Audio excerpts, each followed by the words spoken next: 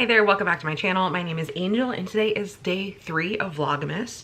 I honestly was struggling to figure out what I wanted to do for today, and then I realized I have the whole month of November that I can talk about for my November wrap up. And if you hear a weird clicking, it's my heater. It is absolutely freezing in this apartment, so you're gonna have to deal with that part. But the first book that I read this month was called Santa Claus is Going to Town on Me. And let me make room for this cover because if my thoughts on that book Jack, the Halloween smutty book about the guy who arrives and he has a pumpkin for a head, if that was weird, this will also be weird. It is about a woman. One day Santa, she like comes downstairs and Santa's like in her house and he's like, oh whoops, I left a present here and I didn't mean to, you're obviously not a kid. And then he's like, wait a minute. And then they have like an intimate moment. It reminded me of the world building in the Ice Planet Barbarians book because I was rather captivated by what they create. Like there's a lot of sci-fi elements there that I was like really impressed by. And I gave this one a 4 to 5 stars. The next book was another smutty book and this was Fear and Other Love Languages by Aveda Weiss. This author writes a lot of that like monster sex smutty books and it was very interesting. It's about this woman who has these very weird nightmares and there are creatures in these nightmares, I believe up until this point have been like absolutely terrifying to her, and then one day she realizes that like they don't necessarily want to kill her in these nightmares, but they do have more of like a sexual pain and pleasure kind of jump. Oh gosh, that was bento. That kind of interest in her. I also finally read Ace of Spades, and this one I believe was a buddy read with me, Sarah, Sage, and Michaela forever ago. And I never read it because I suck at reading physical books. There are these 2 black characters going to a prep school and it is all white aside from these 2 characters, so they're very singled out. One of them is like the top of her class, she's super popular, she's very well known, and then there is another kid who's doing pretty well in school, he's in band, but he's not well known and he's not popular, and then things start happening to both of them in a very Gossip Girl type of way. Like things are leaked about them via this like texting thing, and it swells and develops over time. And then I finally read Run the Riot Volume 1. I also gave this one a 5 out of 5 stars. I was looking for a more contemporary manga because a lot of them I read are more like mafia contemporary. But this one is about a trans boy who is going to high school, and unfortunately they are not seen as a boy at school despite wanting to dress that way, and are oftentimes forced into a female outfit. And they are going to be starting a fashion line with this kid in school who's like, I think he was held back a year, or maybe he's just an older kid, but he's seen as more like menacing and popular, and it's really sweet, and you do see a lot of the struggles with identity and being seen as who you really are. Then I had a random few books.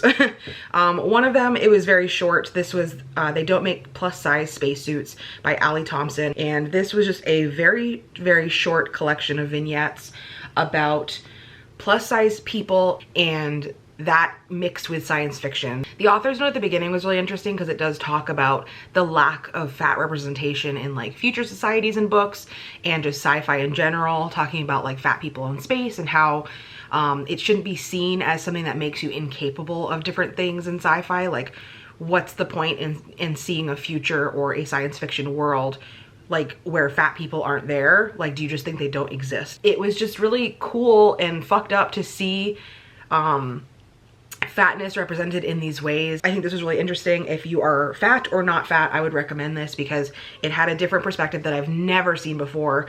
And in reading like sci-fi now, I feel like a lot of the queer sci-fi is a lot more representative of having like fat people in them.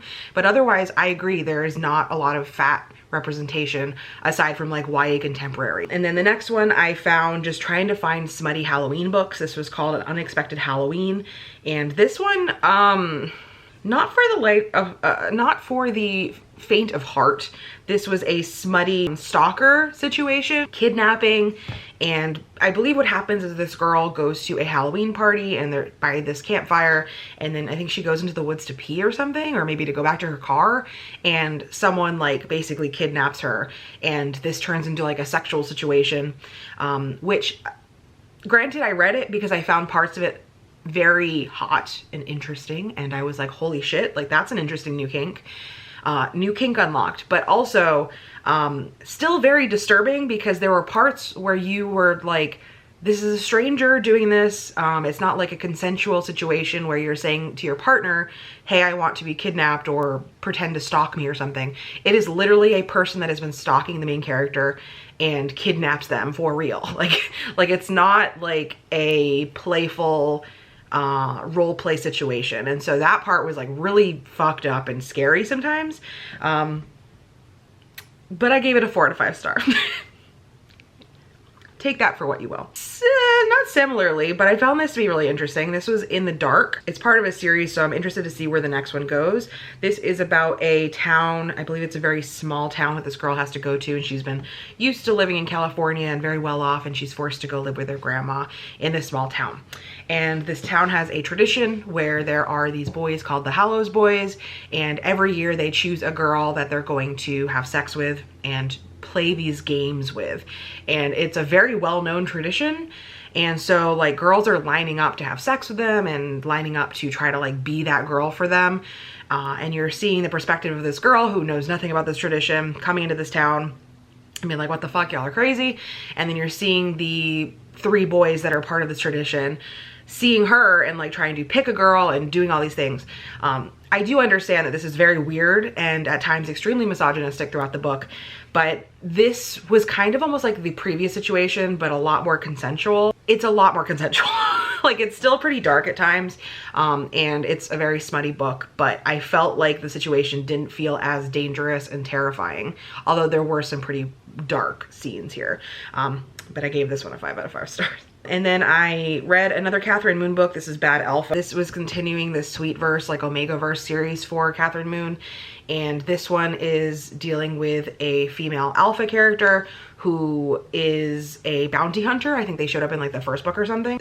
As is often custom in these books, there was also some queer characters. Something about the group dynamic really hits home when Kathryn Moon writes it. And I gave this one a 4 out of 5 stars. There's a lot of drama, there's some mystery, there's some sort of, not quite organized crime, but these books do deal a bit with like a really cruel character who's kind of like a biker gang. And then a book that I literally just looked at and said, holy crap, I forgot I read that. I listened to the audiobook of The Silent Patient by Michaelides, and yeah, I am very late to the boat, train, whatever, but I had tried to read this when it first came out and I hated the beginning. But the audiobook did go over very well for me, and I gave this one a 4 out of 5 stars. And it's a very strange, winding story.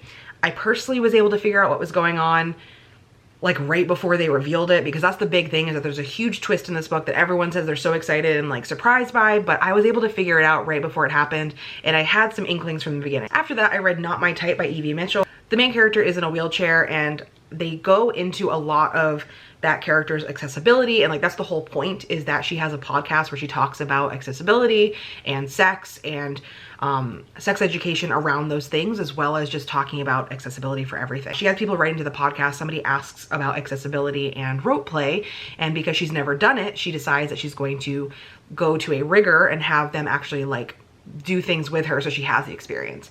And that's where she meets this astoundingly sexy man who does like a class for people that are inexperienced in rigging, and he works with her, and they had one of the most intensely erotically charged scenes where there is no penetration. My God, that was great. 5 out of 5 stars, would definitely recommend. The second to last one I read for this month was Nightbitch by Rachel Yoder, and I know we were all super excited to hear my opinions because the cover was great. The plot itself sounded freaking amazing. And then I buddy read this with Michelle, which also, if you don't know, I love buddy reading with Michelle. We both like put our souls into reading a book together, and we had a lot of fun reading this book together, but personally I did not like the book as much as I hoped I would. It was definitely more of like a lit fic with a kind of weird essence to it. It kind of goes back and forth dealing with the concept of like anger in motherhood and femaleness, and just the inherent rage that you can have being born with a vagina, which I get it. I hate it here. And also like the inability to just be a normal functioning human while also raising another human. A very strange book. I did give this one a 3 out of 5 stars. I think Michelle talked about it as well in her wrap up. The lit fic of this was really at the end of the book, and I feel like the ending was really lacking a lot of the resolution that I wanted. Like, I feel like things might wrap up a little bit cleaner than you would anticipate. I wanted a bit more of like a blow up at some point. And then I finished this book literally on the last day of the month. This was People We Meet on Vacation by Emily Henry. I did a review of Beach Read last year by Emily Henry, and I loved it. I loved that book. I loved this book. I gave it a 5 out of 5 stars. The entire book, you're like left wondering what the heck is happening. Like when and what took place 2 years ago. More or less every chapter, you're going from like the present summer to a summer 10 years ago, 8 years ago, 7 years ago. And you're seeing the development over time of their relationship, as well as contrasting it to how their current relationship is, seeing like the issues that they're dealing with being in their mid-30s.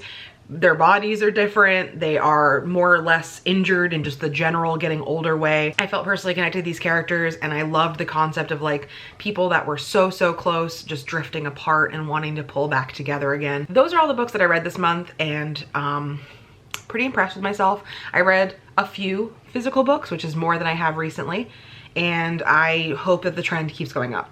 But let me know in the comments what you read. For any of you that are still interested in seeing what I make every day for a hat, because I am doing a daily hat this month, I finished this one today. This is a beautiful blue and white combo hat. I tried a different pattern just because I wanted to mix it up and see how that would look. I think it turned out pretty freaking cool, to be honest. This one is also not going to be on the Etsy because it is going to someone, but I think I have one more day like that, and then 2 days from now, I'll finally be listing them again on the Etsy unless something changes. So that's all I have for today. Thank you so much for hanging out with me. I hope you are enjoying Vlogmas so far with me. If you have any suggestions, leave those down below as well. I'd love to see what you guys want to see me film. And I will see you tomorrow. Bye.